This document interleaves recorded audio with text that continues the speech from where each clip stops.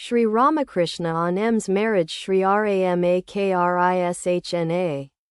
Pratap's brother came here. He stayed a few days. He had nothing to do and said he wanted to live here.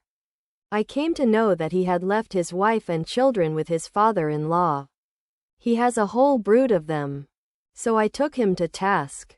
Just fancy. He is the father of so many children. Will people from the neighborhood feed them and bring them up? He isn't even ashamed that someone else is feeding his wife and children, and that they have been left at his father-in-law's house. I scolded him very hard and asked him to look for a job. Then he was willing to leave here. Are you married?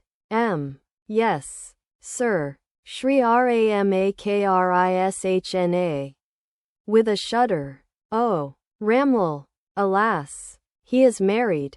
Like one guilty of a terrible offense. Sat motionless, his eyes fixed on the ground. He thought, is it such a wicked thing to get married? The master continued, have you any children? This time could hear the beating of his own heart. He whispered in a trembling voice. Yes, sir, I have children. Very sadly Sri Ramakrishna said. Ah me, he even has children. Thus rebuked sat speechless. His pride had received a blow. After a few minutes Sri Ramakrishna looked at him kindly and said affectionately, you see, you have certain good signs. I know them by looking at a person's forehead, his eyes, and so on. Tell me, now, what kind of person is your wife?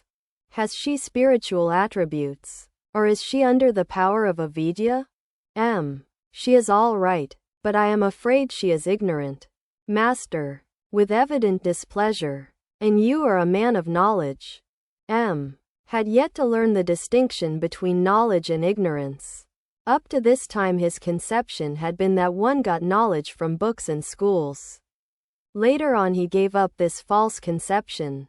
He was taught that to know God is knowledge, and not to know him, ignorance. When Sri Ramakrishna exclaimed, and you are a man of knowledge, quote, M's ego was again badly shocked.